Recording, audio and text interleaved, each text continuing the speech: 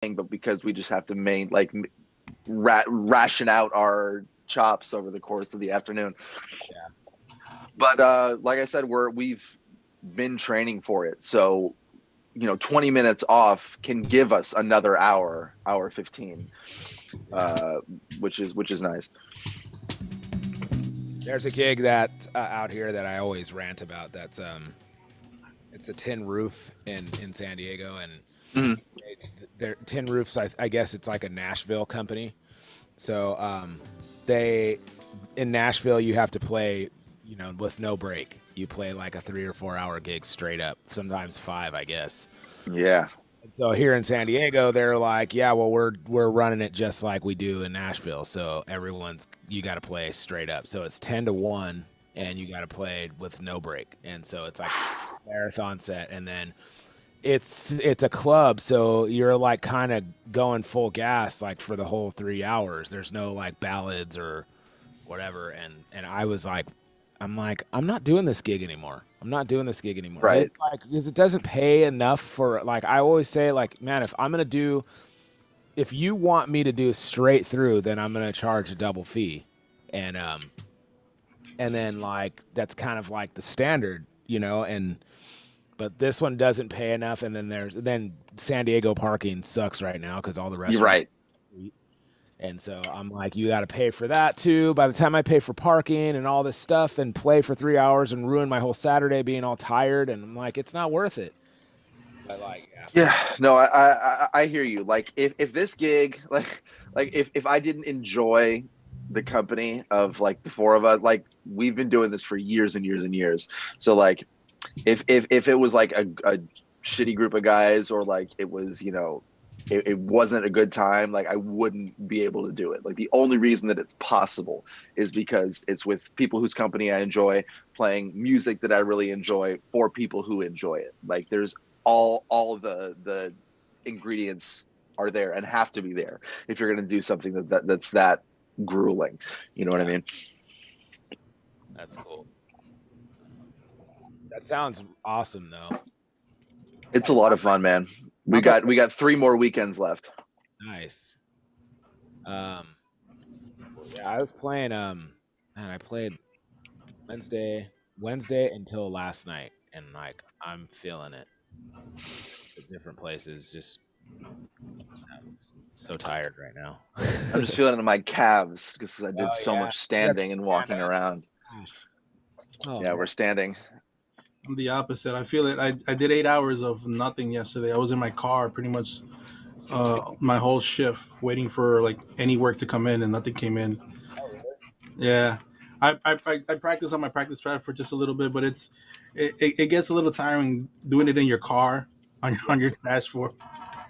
Do you do like remote IT work, Jeffrey? No, so I clean and maintain the ATMs of, Oh, of okay, work. of my business that they sell. Usually, mostly like popular banks and things like that. So we go there, fix out jams, things like that. People put paper clips, rubber bands, weird stuff inside. Really? Yeah, they just throw it in with their money. They don't look at their money, and then they're like, why is my money like messed up? It's like Right, you they put get in they get mad. Yeah. yeah. Some guy put in a $10 bill that ripped in half, and they thought that they can get away with stapling it, so they stapled the whole thing, and they try to run it through the machine. It's like that's not gonna work. So things like that.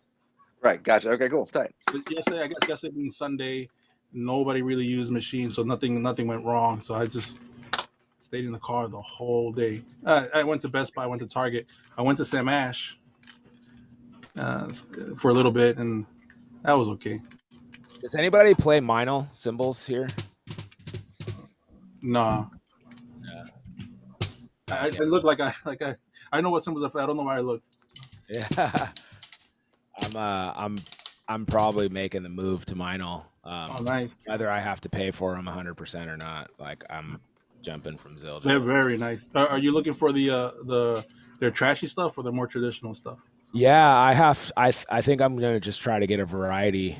Um, like when I put my list together, I'm not going super trashy. Like, but I know I have like one dry in there that's like a Byzance. Like I think Hmm. it's dry, and then I love their hybrid series. But I haven't played them in person, but like on the website and every video I hear, I'm like, oh man, that sounds so good. So Great. and then I need like a kind of a rock setup. So I need like a variety for like pop gigs and like jazz gigs, and so I had like two rides in there. Nice. Yeah. Their newer stuff seems really more akin to like Zildjian's. Like Yeah. their newer stuff is a more traditional looking kind of thing, but they sound great and awesome also.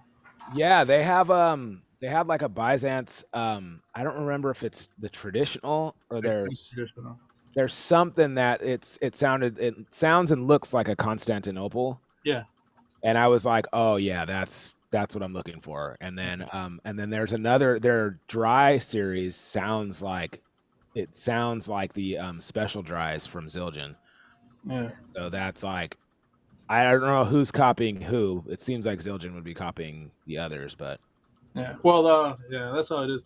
Zildjian never used to make dry, trashy sounding cymbals. You gotta get with the times. Yeah.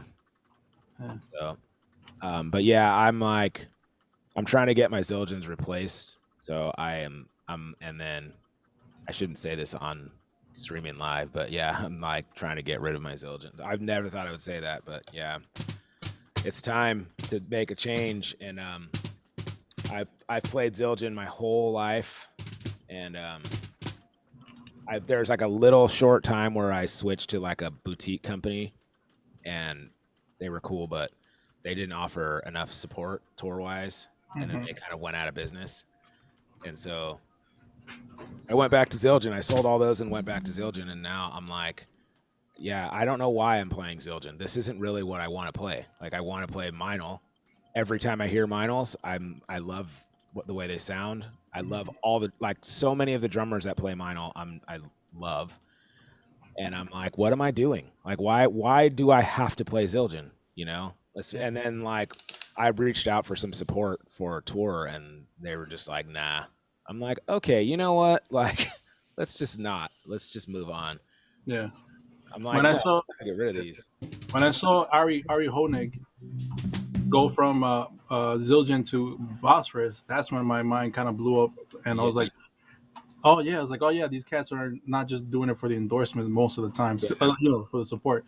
Like he moved for the sound, because and that's kind of how I feel too. Is like I'm a big proponent of like, hey, play what you want, especially if you're gonna play. Like you should pay for what you want.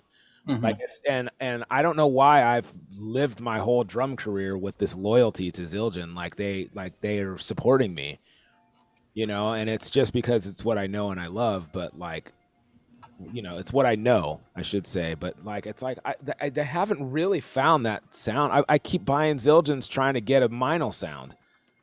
So I'm like, yeah, what am I doing? Like, it's time to get rid of these. What's funny about you saying that is I've always just kind of thought there was something wrong with me. I mean, what the hell do I know? I started drumming in my late 40s. And I mean, obviously Zildjian makes great cymbals and all that. Everybody makes them.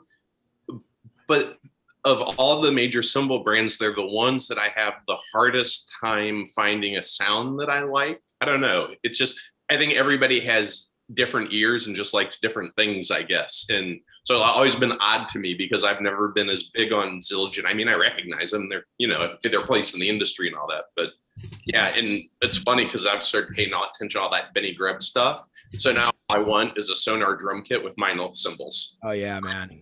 That's why he's he's a good endorsee though.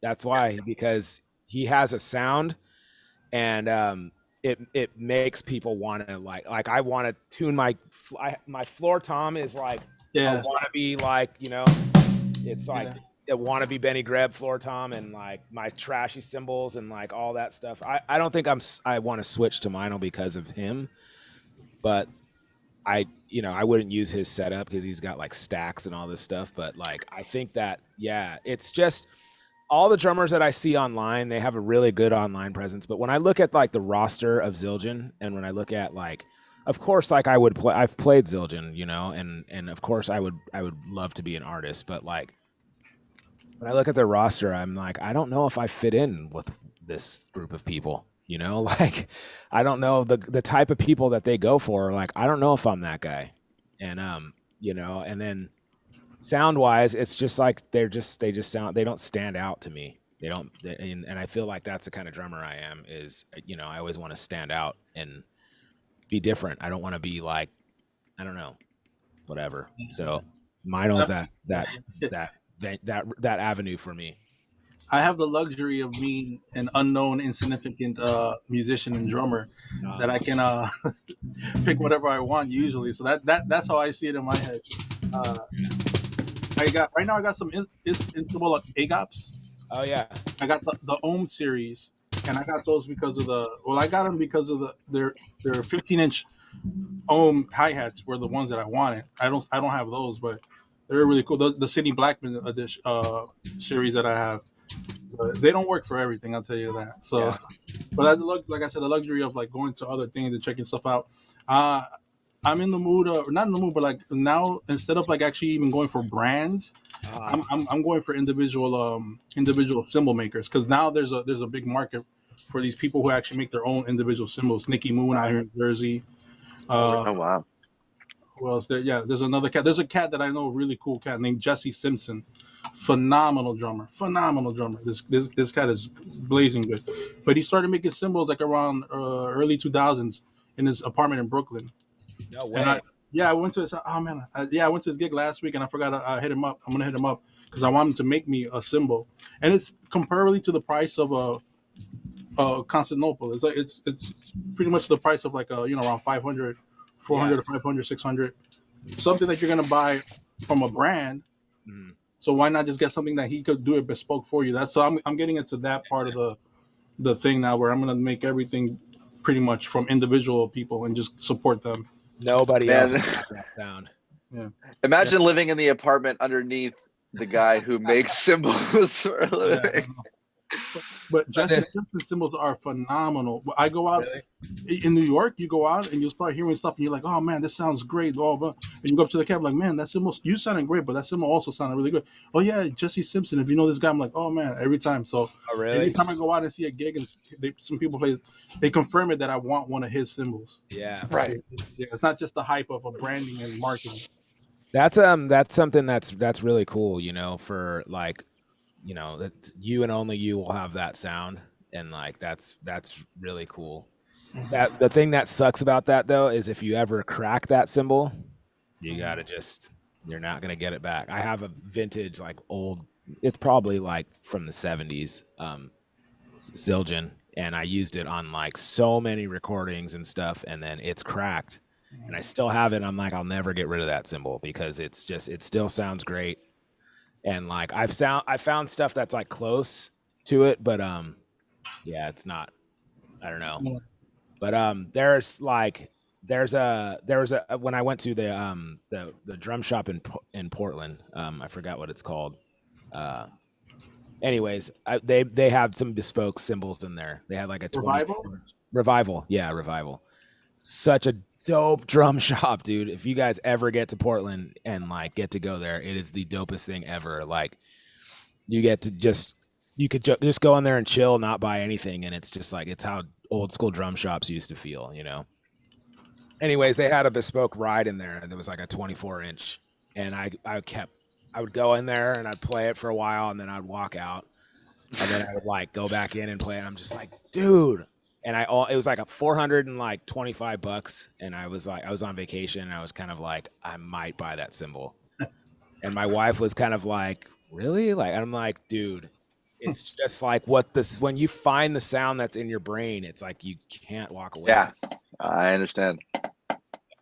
Yeah, that's where I'm at right now. I'm like, it's kind of liberating and like exciting to be like, you know what? I'm gonna just completely get new cymbals, like all new cymbals, like. It's a dangerous, like I was trying to explain it to my wife. Like I've had that sound in that comfort zone for years, for my whole life. And it's just like, I'm going to just completely switch it. That's like getting a new girlfriend or something, you know, like, yeah. So, all right. Chatterbox over here. Let's move it to this sheet music here. Let's go back to our Zildjian warm up. We'll jump on the 7s. Brought to you by Zildjian. Yeah. Or speaking of getting rid of Zildjian, We'll keep the workout, but I That's didn't right. even think about that, dude. That's funny. You know, they make sticks too. Yeah, that's right. Yeah, they make sticks and workouts. I don't know why I'm using this thing, man. I'm freaking so mad at Actually, Zildjian. don't use Zildjian sticks. Yeah, that's weird. That they have like an affiliation with Vic Firth too. Yeah, I got some Zildjian. Oh, yeah, nice. Well, they own Vic Firth. Yeah. Oh, okay. Well, then I guess I do play Zildjian sticks. I don't know. That's funny, man. I it's like no secret on the podcast that like I've had I have Vic Firth sticks, but I've had a big problem with Vic Firth, like with their AR rep, like in years past with bands that I played with and stuff. And I've heard that he doesn't work there anymore, but I've had a big problem with that dude. And I've talked about how people like that are the problem with our drum industry and our drum community and all that stuff. And so this whole thing with Zildjian is kind of like that they're affiliated and associated with Vic Firth is kind of like, yeah, all right, yeah, it's time to move on. You know, But that's a big proponent of why some people, top cats or little cats, move from one company to another. Sometimes it's not even the product or anything. It's the relationships they had with other people behind the scenes or disagreements. Like I know cats who leave like Vic Firth, maybe go to ProMark because the rep that they had at Vic Firth moved to over there, and the personal connection they have that is like, you know. So every company makes good quality products pretty much nowadays. But it's just the relationship you build. So like move from there to there. It's like when you move from a band to another band. People are like, why you left this big band for unknown band? It's like the stuff behind the scenes that contribute to this thing, and not just the product. yeah, I'm gonna like it. It's gonna be recording the show today. I'm feeling like that's gonna be the big soapbox of the day. And so I'll you guys that are streaming with us and stuff, if you guys want to hear the real story, then just listen to the podcast tomorrow.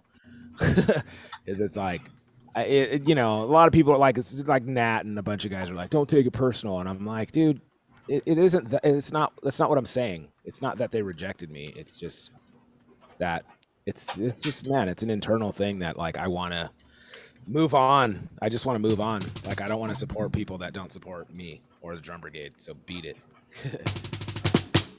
All right. Anyways, let's go on to this. Let's do the double beat thing.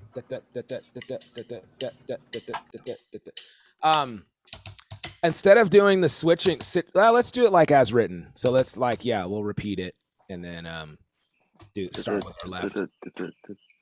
So yeah, it has like the first two measures are the same. Then left, then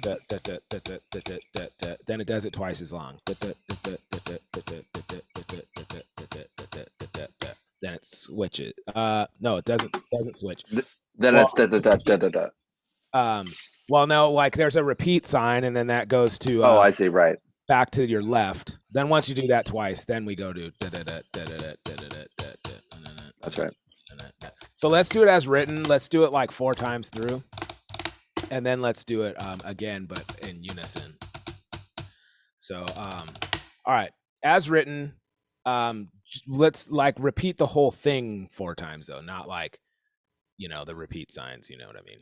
So like repeat once, then do it again 4 times. All right. So I don't have my timer here. All right. People streaming with us, welcome. Sorry, I didn't, we've been just chatting this morning. Just slow start for me, guys. Sorry. It's been like I mentioned, a long weekend, so.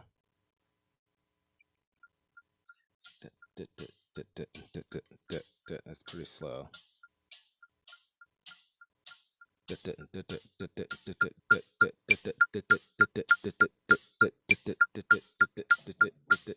Everybody good with that tempo? 1, 2, ready, go.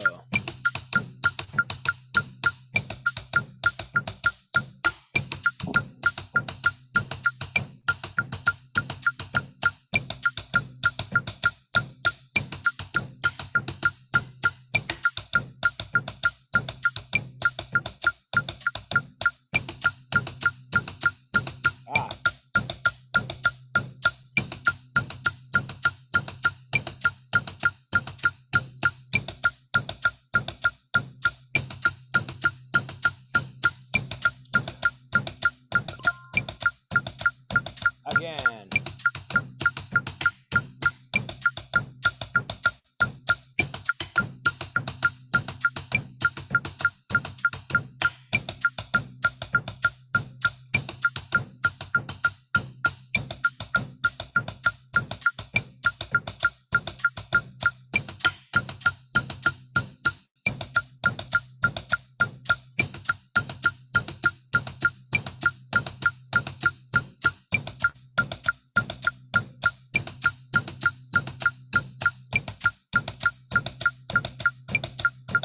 Again.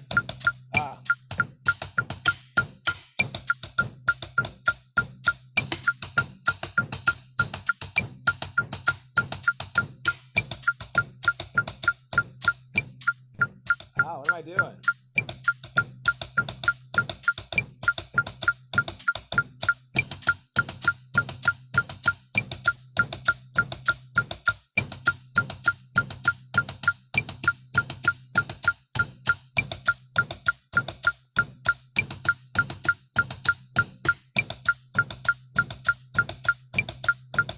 Last time.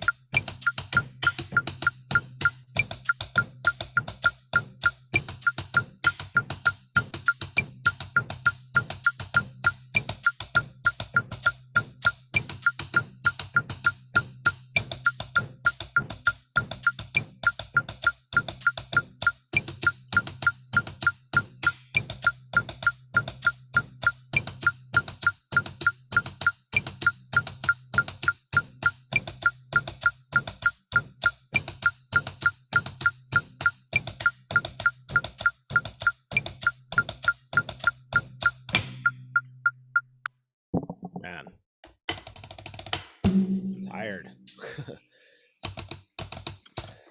All right. That was pretty good. How was that tempo for everyone? That was good. That was like right before it would start to really push for me. Okay, good. Or get sloppy rather. All right. Let's go. Let's do the same thing, but just unison now. So we'll still do the repeats.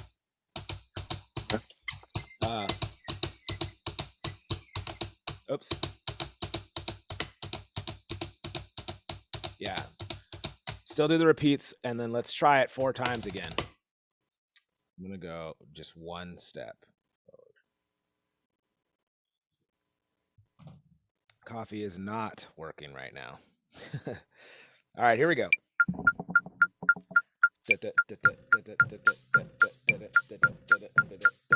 1, 2, ready, go.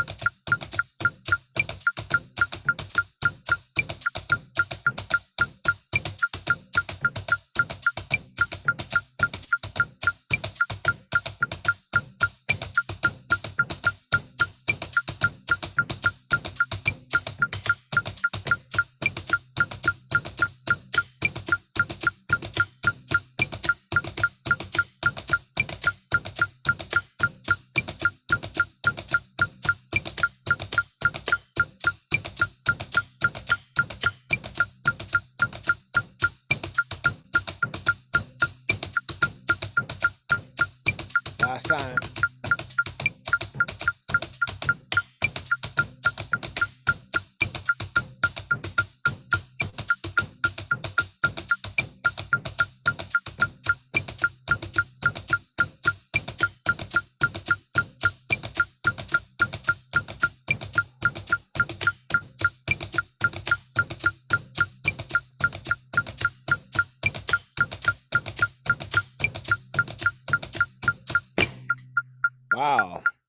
Okay.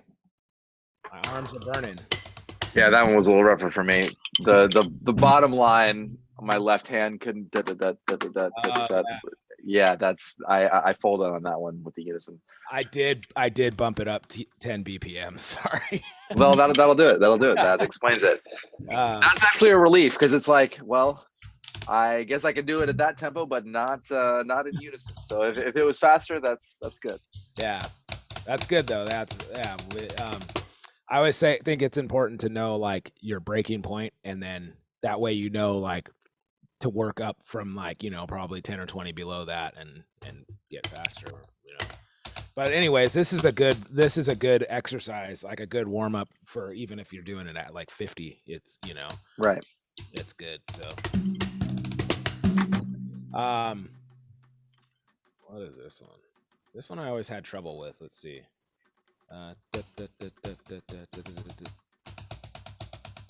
Right?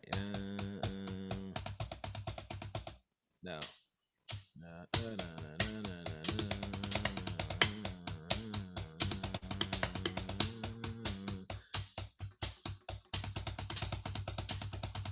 Oh yeah, and then paradiddle diddles. All right, I don't know about that one. Huckaducks. Yeah, hugga burrs.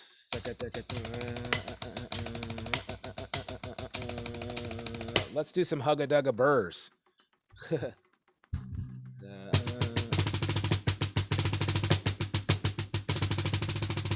I like those.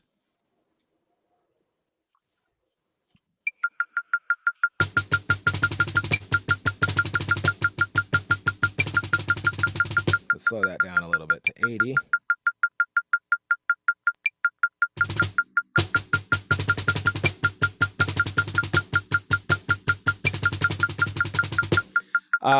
So you don't have to play those as diddles if you want to just buzz them, that's good. But I'm gonna try to diddle.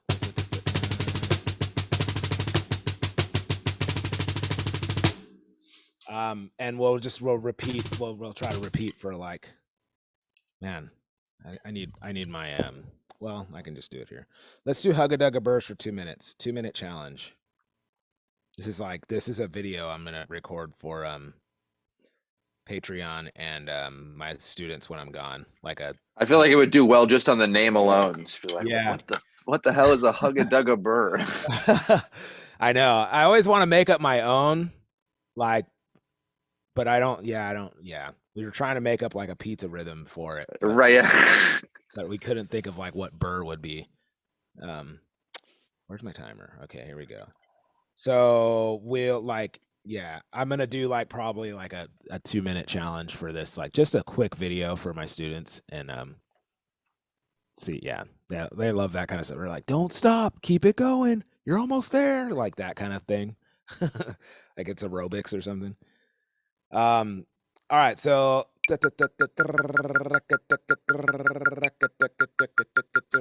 and then this timer will go off when we're done. All right, here we go. 1, 2, ready, go.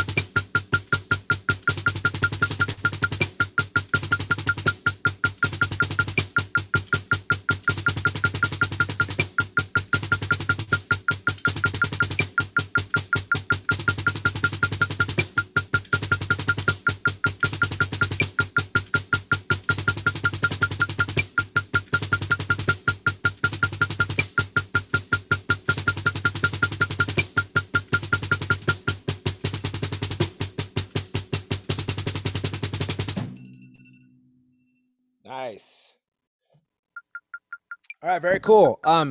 Let's do the same thing, but opposing hand lead. So that one was right hand lead for me. Let's do, if you're right-handed, do left hand lead. If you're left-handed, do right hand lead. All right, same thing. 2 minutes. Let's I'm go. gonna have to jump for work, so y'all have a good Monday, and we'll see you Wednesday. All right, man. All right, thanks, Jason. See you soon, man. All right, here we go. Left hand lead. 1, 2, ready, go.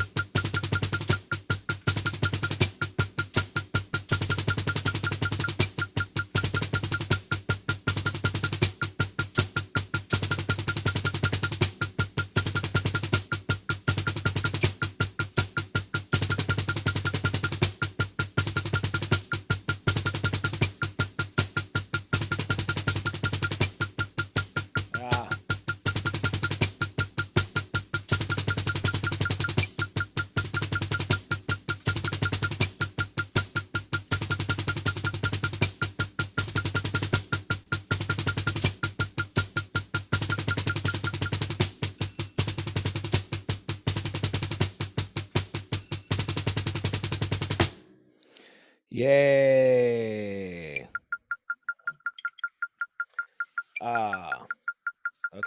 Okay. Where'd it go? All right, cool. Let's do the same thing, but all in unison. Just kidding.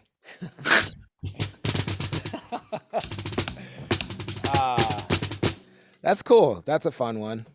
I like Hugga Dugga Burrs. They get fun the faster you go. That would be cool to build some lessons around that for like building your doubles, you know. Let's just natify the whole thing.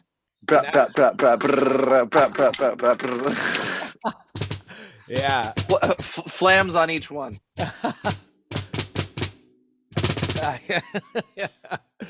Oh my gosh, dude. That's awesome. There was another one that was like wanting to natify. Well, you could flam tap those and then go into the roll. Oh yeah. That's hard. Yeah, man. That is really hard. Yeah, we're going into which hand goes into the roll. That's the hard part. Yeah. Then you have to switch. Yeah. Man, that is difficult. Oh man, I can't do it. Yeah. Man, that's cool. I kind of want to skip the 7-1. I don't know if you guys are all right with that, but on that same sheet, there's a cool other warm up that's like a good Monday warm up. So this is obviously, you know, this is the one that we were doing last week, but this one up top here, let me get rid of this. I don't know if you guys can see that, but this kind of has the natify effect. Let me see here. So we got eighth notes, 2 and 3 and 4, and then an E and 3 and 3 and 3, and then your left is diddling. Then this is like 5s, I think. No, 6s. But except that it's not accented.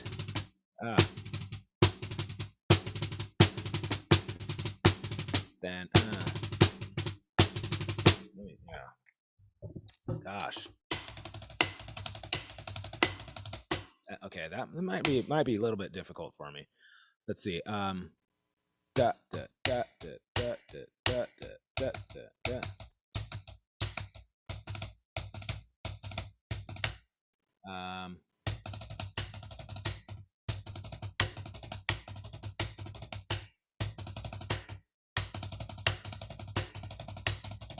Okay, you guys cool with that one? The 4th bar is the hardest one for me. To not accent that single left before. Yeah. Yeah. For me, it's the same too. I want to accent this one. It's just like a 6-stroke roll.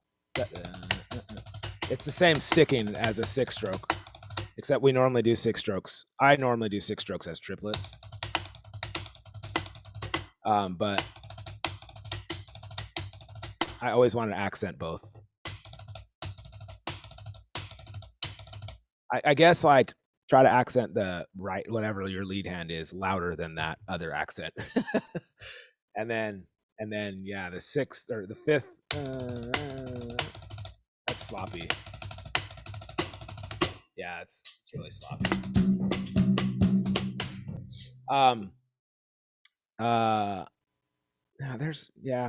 I guess we can try it.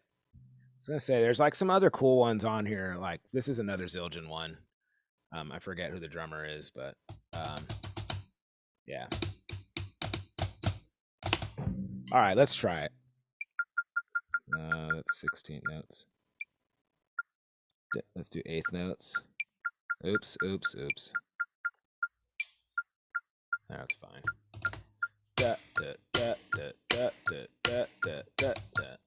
Okay. 1, 2, ready, go.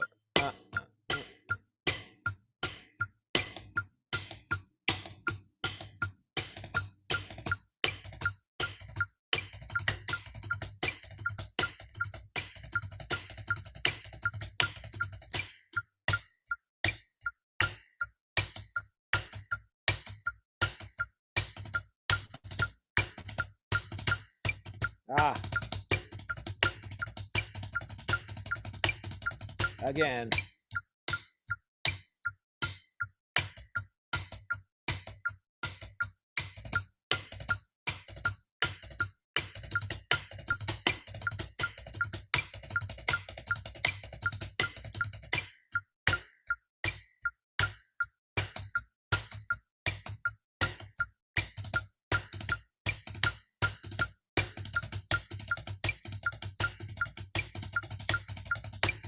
One more time.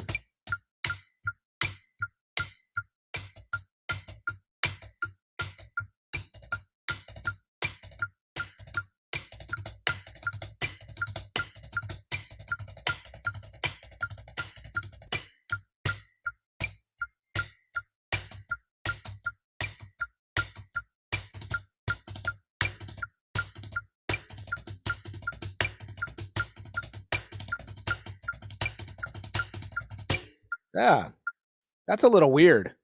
That I just got it on the last one. Oh, good. Finally on the last one. Maybe we should have done it another time. This one is. I was thinking we could like drum mantra it, like do 1 bar repeated and then like 8 8 8 8 4 4 4. That could be good for maybe for Wednesday. Yeah, that's a good idea. Yeah, that's a good idea. I like that. I always like doing that. It keeps me like focused, you know. So okay, let's bring this one back for Wednesday, and yeah, that'll give me some time to work it out. This measure right here, I want to accent all the rights, you know. Ducka duck, ducka duck, or sorry. I want to do that. Yeah. There we go. It does feel like a little cooler. Yeah.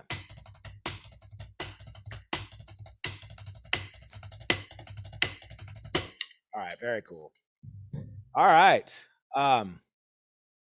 Some like I like when we go back to basics, you know, like kick it off like we used to. And you know, when we first started Chops and Coffee, it was like some of my basic warm-ups, and then I would always try to bring a chop. And then I started discovering some of these like Zildjian workouts, and I gotta check out some other ones though. Like I should check out if there's any Meinl ones, since I'm also like so Meinl. I got so much love for Meinl these days. Or Pisces, or I don't know. Okay, that's a weird situation. Doesn't Spud play Meinl? But he hosts the Zildjian thing, or he doesn't host it, but he's the band. He's a Vic Firth artist. Oh, he's a Vic Firth artist. That's how they get away with it. That's lame, dude. That is freaking lame. Hey, more props to Spud though, because they could have gotten someone that plays Zildjian to head that, but they're like, oh, we want Spud. Yeah, they wouldn't. Yeah, and everybody knows what Spud plays. That's funny. Yeah, they asked when the tour manager hit up and was like, "Hey, here's Corey's thing," and they're like, "I'm guessing this is Vic Firth too. Like he's looking for Vic Firth," and I'm like, "Nope." I'm playing Drum Brigade stuff, man. Like I know that's like funny. Like who wouldn't be like, yeah, it means Vic Firth too, but I'm like, nah, dude. I'm playing Drum Brigade sticks. But if you think about it, also Spud does Vic Firth sticks, Meinl cymbals, and he does Evan heads. Oh my gosh! So yeah, that's all over the place. Even Evan wasn't able to get him to switch to Promark. Wow, that's cool. When you're that good, you can do whatever you want. Yeah, that's right. They come to you after a certain point. I do not like Promark sticks, man. I shouldn't say I don't. I used them for a while because it's like all I could get. But I mean, they've gotten better. I'll tell you that. I've gotten a few pairs. I got a half a brick of their concert stuff, and I got a ton of their stuff. The newer stuff is really they stepped up their quality control. Oh yeah, it's cool. Well, also they're also kind of like emulating. I guess all the stick companies are getting to the point where they have almost the same models, right? That every other stick company has. Yeah, I think. It's just the confidence that I put into like I was on a tour one time, and I could like Guitar Center was having a sale on. I didn't have a stick endorsement, so they were having a sale where you can get a brick and you got like 2 pairs for free or something, and so I got in, and it was Vader's, and so I was like, yeah, okay, cool, I got enough sticks to last the tour, and I remember like on like almost every show I would count like. All right, like I would go like boom, and I'd hit the cymbal, and my stick would break. Oh, and like it's like not even in the first song, and then I'd pick up another pair and play like a little bit, and then like boom, stick broken. Pick up and like I went through the whole brick in like a few days. I was like, I need to get new sticks. Like I can't with this anymore. And so that was like the obsolescence. Yeah, Vaders are like, I'm sure they make good sticks. Maybe that was just like a bad batch, but like, I was like, I'll never again ever play these sticks again.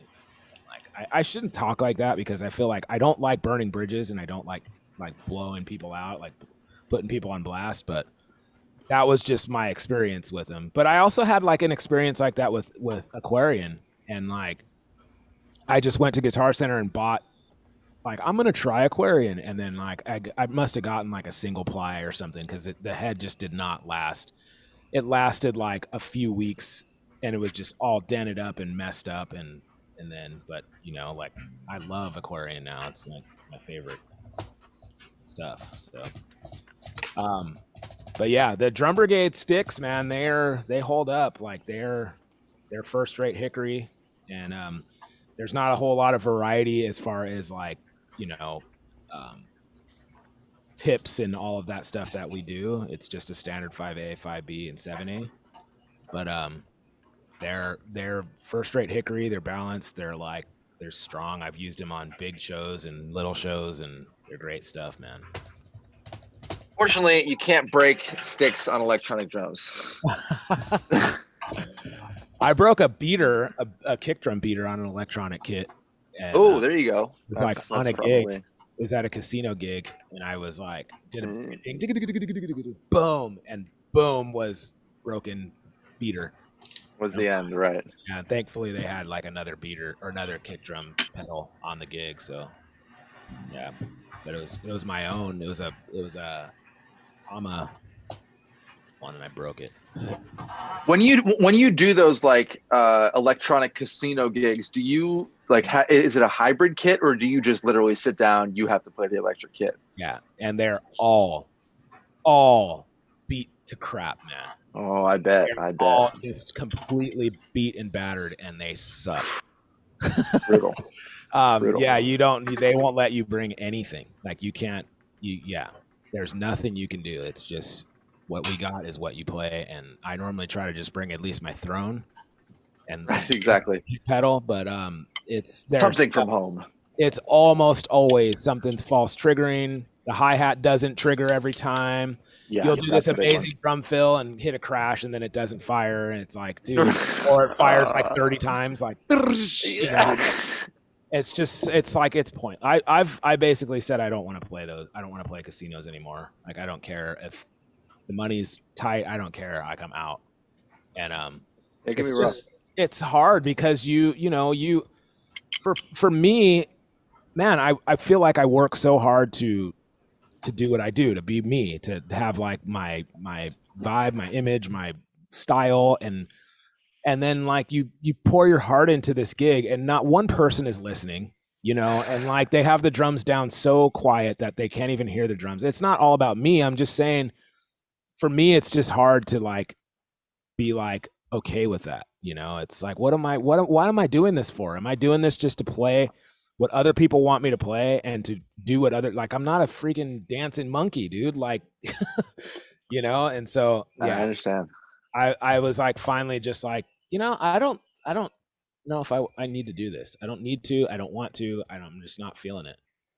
They're playing on electronic drums and like working so much on like practicing and getting, my sticking correct and technique correct, or working on it, and then going on an electronic drum set for a cymbal to not even fire when you hit it. It's just like, forget it.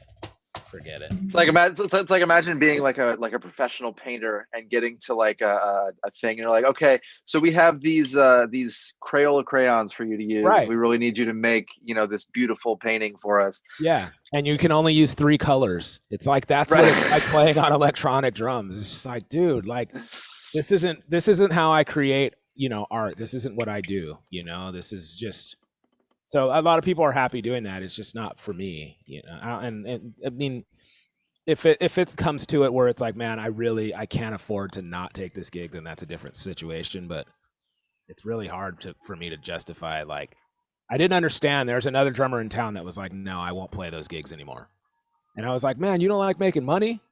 And he's just like, it's not about the money. It's like, it's about me. It's about my art, and it's about me as a drummer, and I can't be my truest self as a drummer on that kit.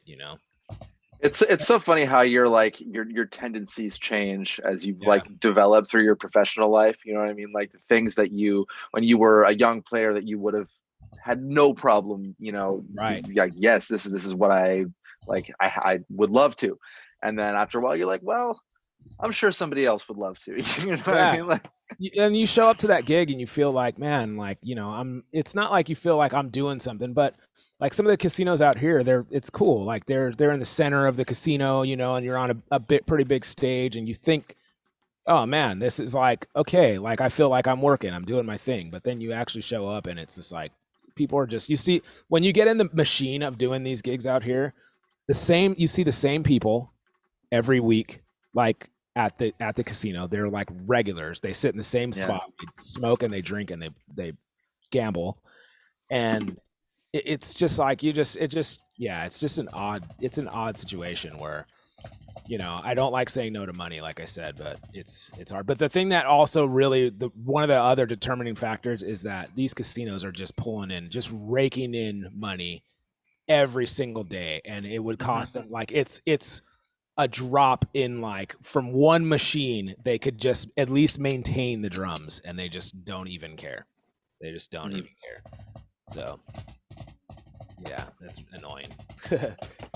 Anyways, Yeah, it's all about the bottom line. Every corporation company, my company's the same thing. Yeah, And my dollars company, in, dollars out. I drive. I don't know. Long Island is long, man, and like sometimes it takes an hour to get from one place to another, depending on where you're going. Especially around the summertime, coming up the Hamptons, they start getting small. Like it's like single lane places, and people want to. But they do this system where it doesn't matter if you're 5 minutes away from a machine that's broken. If the contract stipulates that another bank that's paying more money wants their machine fixed first, you got to go half an hour away. Oh my gosh! Fix that one, take your time, and then come back to the other. I'm driving on their dime. You know, I get paid by the hour. It doesn't matter for me, but it's not as efficient. But they don't. Efficiency to them is more about not wasting money. It's not about time or the employees, or it's more about like, you know. Like it's about not losing customers. Yeah. Wow. Bottom line. I should probably like incorporate some of that stuff into Drum Brigade. But then it's like, how do you do that? You know, I don't know. I guess what I'm saying is like I care a lot about the drum community and keeping that authentic. And I feel like when you start implementing some of that nonsense, it's like that's the problem in our community. You know, when you'll go after a guy that isn't really a fit for your brand, but he has lots of followers, so he's more of a person like that would fit your brand more than a person like me that would like promote your brand and is actual a good fit for your brand. I've had these conversations with companies where I'm like, why would you want that guy to represent your company? He doesn't match your brand at all. And they're like, brand? Like, I'm like, yeah, exactly. You don't even have a brand. You're just like, you don't know what you're talking about. You don't know what you're doing. Like I said, like you were saying, numbers, bottom line, things like that. There are companies that are, you know, newer and stuff like that. They'll give anybody and everybody an endorsement. Really? But that's another thing that you think about. What's an endorsement? Endorsement is I, the individual, is vouching for this brand or this company, saying I like to play this, and hopefully me being a decent drummer or something can influence someone else to like, if he plays it, I want to play that. That's what the whole endorsement deal is. Right. It's not, but most we take it the other way, where it's like the big corporation company has taken a liking to me, which is like, okay, but it's a company. They're always business. It doesn't matter what it is, because something happens. Another artist that you work with, not you work with, but he's an aquarium artist. You know, Eric Moore. I don't know what to say. Yeah. But his stick thing that just happened, where he created his own stick company, and that's competed directly against, you know, Zildjian and stuff like that. So that's why he's not Pice and stuff like that. But it's like at the end they'll drop you no matter what, even though he was a big proponent, I believe, of getting younger kids into Zildjian. Yeah. And away from Mino into Zildjian. But, you know, at the end of the line is the bottom line stuff that they think about. Guys like Eric Moore, though, that's a different story, because he like guys like him have created problems for guys like me, because I get lumped in with guys like that, where they just assume I'm a church gospel chop drummer that wants free stuff and is, you know, and is gonna like kind of over I don't know what the word is, but like take it too far, take too much. Yeah. And you know, a lot of companies I've talked to a lot of like companies that are like have a problem with that guy specifically, you know, and or guys like him. And I always have to go in and be like, yeah, I know I play drums and I'm black, but I didn't grow up playing in church. I play ska and reggae and punk, and like, you know, like I'm like, I don't know what to tell you. I'm not that guy. I understand that like this stuff costs money. Like I'm a business owner too, and like I'm not asking for anything for free. I'm not trying to get stuff from my cousins or my friends, or, you know. So that's his own demographic, I think, of gospel chop drummers. Yeah, that's his own like group of buying or not buying power. But you know what I blame? My theory is like I don't really blame those guys either. What I really do blame is the Tony Hawk video games. Yeah. It's I know it sounds far All right, I'm listening. but it's because back in the days when you were a skateboarder, you do get endorsements and stuff like that. But in the Tony Hawk game, you leveled up. You were an unknown. you were getting this like you're getting trucks from an unknown company or somebody. They were giving you stuff to be up, and then you start leveling up and you start getting bigger and bigger endorsements, and you get to the point where like they're just giving you stuff. So as a kid, when I was playing that, and other kids, you're thinking the word endorsement is in there. You're thinking this is how endorsement works. Yeah. You go and you level up, you move, and you get better gear. You get better gear. So that's why I think that this generation that grew up thinking that as an endorsee, you're unknown. You start with whatever brand, and then you start trying to get to the bigger brand. So that's what they do. That's why you see a lot of people moving from unknown stuff to bigger stuff. In my head, that was my theory.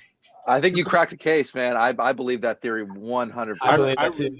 Yeah, that's what I really think it's that. So it's well, not a personal thing, but in the 90s too, like in early 2000s, when people were actually getting endorsements and companies were like, there was a lot of stuff getting given away, and and like dudes were straight up taking advantage of that, and that there's difference. Like when I would go in and just be like, yeah, like we're doing this tour and here's a list of dates, and it was just like I was in a band that was just touring like crazy. I mean, we had like clothing endorsements and like we were getting all kinds of everything. Like I didn't have to pay for anything, and but like it's changed now a lot. And then I switched also for like, well, wait a minute, like why am I just taking this for free?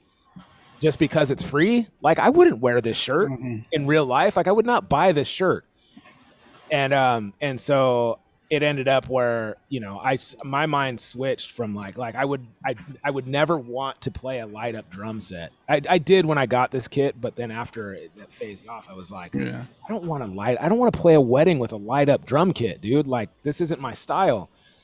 And so it started getting to where it was like, man, what would I pay for? Like I have to pay for this anyway. So what would I pay for? I need a new kit. Like I want to get a kit that I would pay for, and so what cymbals, that's when I moved from that bespoke cymbal company too, where it was like, I wouldn't buy these cymbals. Like they do sound great and I'm happy that I play them, but I wouldn't buy these cymbals. I'm just getting them because I got like a really good discount. And then they said there'd be tour support, which there wasn't. Yeah.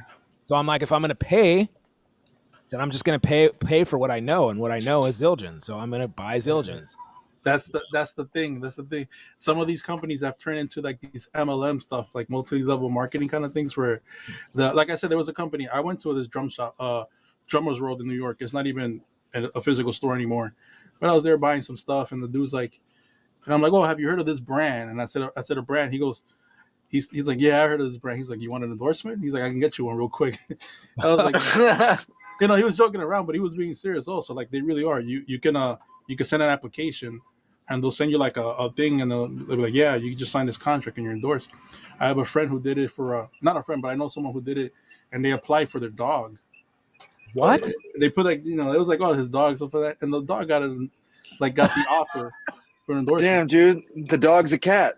Hey, I like that. So it's more like, but they realize that this desire of wanting endorsements and wanting to be recognized in the drumming community or other communities is a way to get people to buy your stuff. So, I get an endorsement. Recognition is the key word, I think. So that's what should change, is like, you should really be like, they should change, first of all, the word from endorsement to like brand ambassador, or like, you're almost like if you guys see Nat, like I've known Nat for years, and I don't think Nat does a lot of touring or anything like that. He's not really playing with anybody major, but he does. Nat, we all know Nat can play. He has his stuff, his deal, and all that stuff. So, but Nat is like endorsed like head to toe, like cymbals, drums, heads, sticks, like the whole thing. But Audix mics, like, but so the difference of Nat and like an Eric Moore is, Eric Moore has a big a big reach, and he can reach a lot of people by just saying I use Aquarian drum heads. but Nat will be like on the floor at NAMM in like an Audix shirt, and he's like at the Audix booth the whole time selling Audix mics to people, and he's like an actual endorsee because he uses the stuff and he can tell you why he uses it and what he likes about it. And like I got to know Nat because he was always at he was my dad's drummer for a long time, but I would always see my dad's drummer at the Aquarian booth, and he was wearing the Aquarian shirt. I don't think that they pay him. I think that he's just there and he's talking to everybody, and like he believes in the products. He believes in the product so much that he's on the floor at NAMM selling the product for them. You know, that's what an endorsee does. And he, you know, it's like it's a lot more than, and that's kind of the deal. It should be like, hey man, like here's some sign up forms for people that want, or like order forms for students and people like that want to buy cymbals. You know, we'll give you a discount, or we'll give them to you like retail and wholesale, and then you can sell them for retail, and like, you know, you can make a commission. Like that's the way it should be. Like I would totally do that for Meinl. I would totally do that. Like that's how I am with I've hit up Chris Brady at Aquarian so often, like, hey man, some of my students are looking for super pads. Some of my students are looking for heads. Am I able to get a student discount for them? Like I don't have to give them my endorsee, you know, but maybe I can carry some practice pads in studio. Can we get some practice pads made up with a Drum Brigade logo? Like I'm always trying to collaborate. And like if there was something that like that in like with Meinl or something like that, man, it's like I would 100% do that. You know, I don't know how many cymbals I could move, but like it's gonna turn. I mean, I have people from all over the world all the time. Hey, what's that crash? Hey man, what kind of hi-hats are those? Like all the time. And I'm like constantly, and it's like I'm not even a brand ambassador for Zildjian, but I'm still like, yeah man, it's a special dry 19-inch, you know, and like I talk about it on the podcast all the time. I just like, that's the frustrating part. That's why when people are like, you know, why don't take it so personal? I'm like, I do take it personal because they didn't really like look into me. They lumped me in with an Eric Moore, you know, and that's not fair. You don't know what kind of endorsee or what kind of artist I would be on your thing. There's a lot of promotion, even though I don't have a huge outreach like these guys. That's why I take it personal, you know? So there's a lot that needs to change in the drum industry, man. You don't want to get me started on that rant. These guys aren't drummers, man. They may have played drums at one time, or they might be even good skilled drummers, but they're not real drummers. They're not out there doing it, and they don't know. At the end of the day, they're a corporate friggin' suit, you know, in an office, telling drummers what they want and what they deserve and that's not right, man. I mean, what it boils down to is that like we are in this new era of marketing over, you know, real substance, where it's like, okay, if you want to make the most number of money, it is not about just making the best product. It's about making people think that you or believe and feel that your product is the best product. Right. And people want, you know, they want a one-stop shop. They want to say, okay, well, if I want, you know,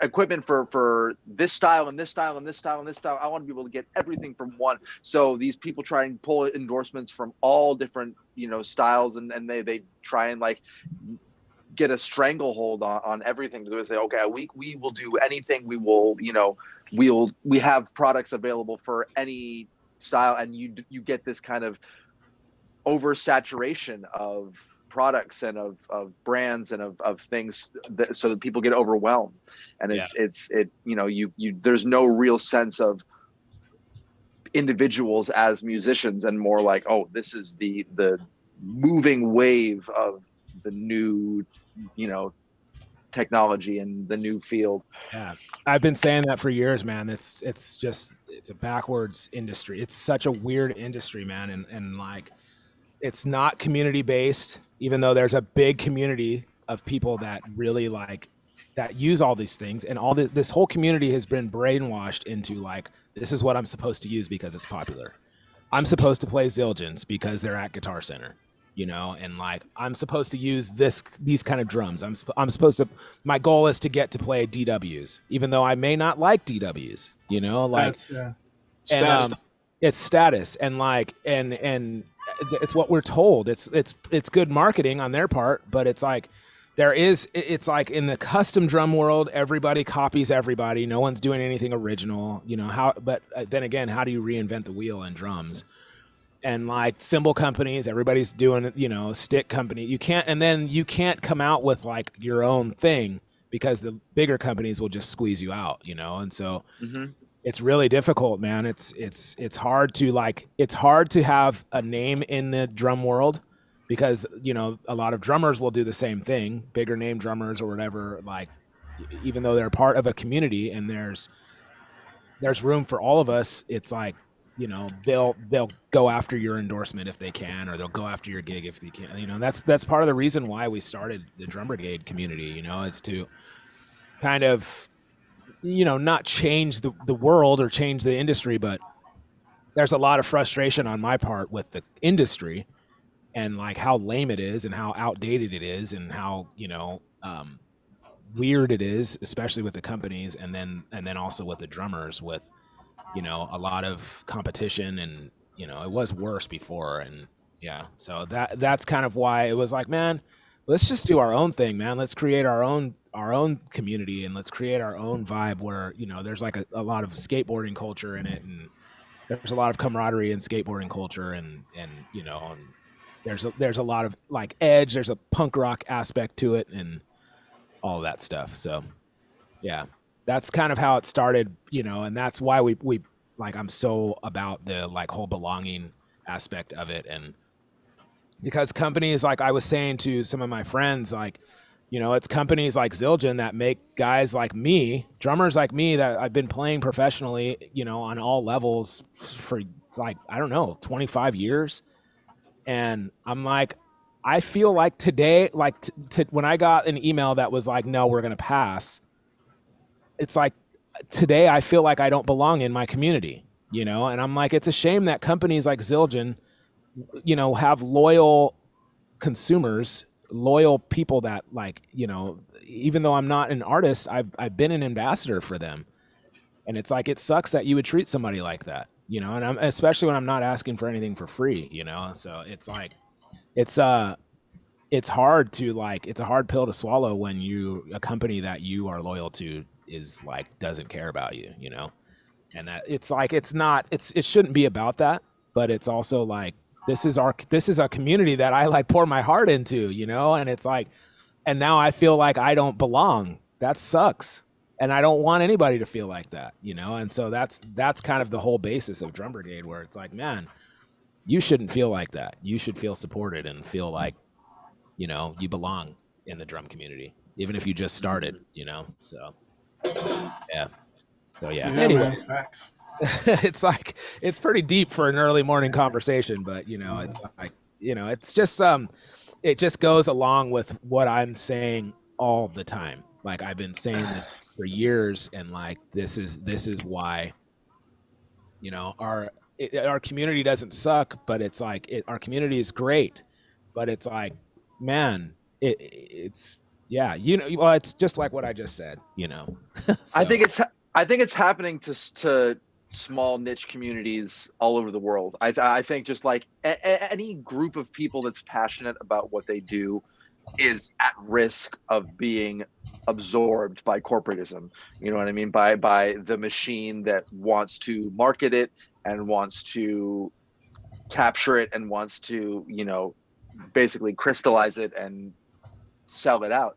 And it sucks, because the more passion there is for the subject, the more shit that people will put up with in order to do the thing that they love to do. Yeah. And so like, you have that kind of pushback where it's like, okay, well, how far can we, you know, take this without, while still people will still, you know, buy our products, not enough to affect the bottom line. And yeah, it's people who aren't involved with what the actual subject matter is at the top, making the decisions about what happens at the ground level and at the individual level. And that's exactly, like, I get that, you know, I get that there's a bottom line here. It's a business, you know, no one's getting anything for free. I get that, you know, they're not signing on any new people. I get that. It's all good. But Don't make an assumption about me. Like if I feel like if they actually looked into what I do, actually had a conversation with me, it would be like, hey man, we're not taking on anybody right now, but we're happy to offer some support for the tour, or like we're, something. But don't give me a generic email. Like, don't give me a generic email that's just like I'm just some dude that's like, hey man, can I get some free stuff? Like that's how I felt. It's like, dude, you don't even. I know, like, come on, don't do that, So, and there's more to it. I feel like I'm already saying too much, especially on a live stream. But like, but yeah. But that's in their mind. They're always thinking everybody, like you said, everybody wants something for free, things like that. And there are people that do want that, but yeah, it's definitely like, tough being on the other side. Go ahead. Say that. Say, were you guys expecting all this stuff for free? Allow me to be like, hey man, this is what I do. This is what I've done. These are the accomplishments I've had. Like, I have more accomplishments than a lot of your guys on your roster, dude, that are still like, one of your artists. So like, that's kind of, we're not supposed to compare. I get that. I'm not trying to compare myself, but if it's like you're talking to me about the requirements and you're still like, nah, it's like, well, then what is it then? Like, what is it? Are you just, have a conversation with me. Let's talk about Drum Brigade. Let's talk about like what I'm trying to do. Let's talk about, let's talk about stuff. But it'd be more understandable if they're like, listen, we only have a 15-man roster or 50-person roster. We can only have this amount of endorsees. So we, try again when someone either passes away or stops playing drums. Then I understand that. But like, it seems like you can kind of get like out of a pool of the amount of people that buy the stuff for the big corporations, having a couple hundred or even a few thousand people endorsing the stuff I don't think it eats in their bottom line the way they think they would. Well, and the other thing is too, for me, like I mean, I have a wholesaler's license, I have a business license, I have all that stuff. So I could like literally get their stuff probably cheaper than they would give me an artist price, and just be like, yeah, I'm going to just sell stuff out of my studio here, and like, so if I really want to get the stuff, I could get the stuff. The point is that I want to like, I want to have the tour support, and I want to like also support a company too. Like I feel like I already do endorse a company like Zildjian. And so, that's the part that's like, well, you know what then, dude, like, yeah, no, like, you're right. This is like, I don't want to support you either. Like, that means if you're not going to like at all support me, then that's fine. Then I don't want to support you in any way either, though. I don't want to play your stuff on stage or on camera or on anything. Like, I don't want to be seen playing Zildjians, and because it's, it's like, it's not that, it doesn't mean that much to me to be like, well, I only play Zildjian. Like, it's like, well, no, if I'm going to really buy something and I'm going to pay the money to like, then I'm not going to buy your cymbals. You've lost, not only have you lost an artist opportunity, but now you've lost a customer. So I'm out, So there is some, like, you guys can hear there's some bitterness there, but like, but yeah, it's just like, it's just, it doesn't make sense to me, but I'm on the other side. So it's like, that's fine. But they can do whatever decision they want, Yeah, but like I said, there's a lot of people asking for endorsements, but they're also, I don't know if you noticed, but these companies sometimes they can get away with it with not endorsing people because these kids are coming up, and I think I've probably done it when I was younger and stuff like that. And you put in these videos, and you're like, brought to you by, and you put the brands of everything you play, even though they don't know who you are. You're not endorsed at them at all, right. But you're putting it up in the hopes that you're gonna they'll notice you because you tagged them in their video, and they're like, oh, cool, that's nice. They tagged the videos, we get free promotion. If you're getting free promotion, why would you stop that? Yeah, I stopped doing videos like that too, like where I would do product reviews, and I would do it like for like some company that like I got a new like thing from Guitar Center, and I'm going to do a product review, and I was like, I don't endorse this company, I'm not going to do promotion for them. But then like the companies that I do endorse that are like, hey man, try these, these super pads out or whatever, then I'm like, all right, I'll do that, Yeah, but yeah, if you're getting free advertisement, I would just let them keep knocking at our door, those kids. there's a couple YouTubers out there who do product reviews, but they upfront say I pay for this on my own money, Yeah. and they do really unbiased ones. And if it sucks, it sucks. If it doesn't, Yeah. so then I thought about doing that too.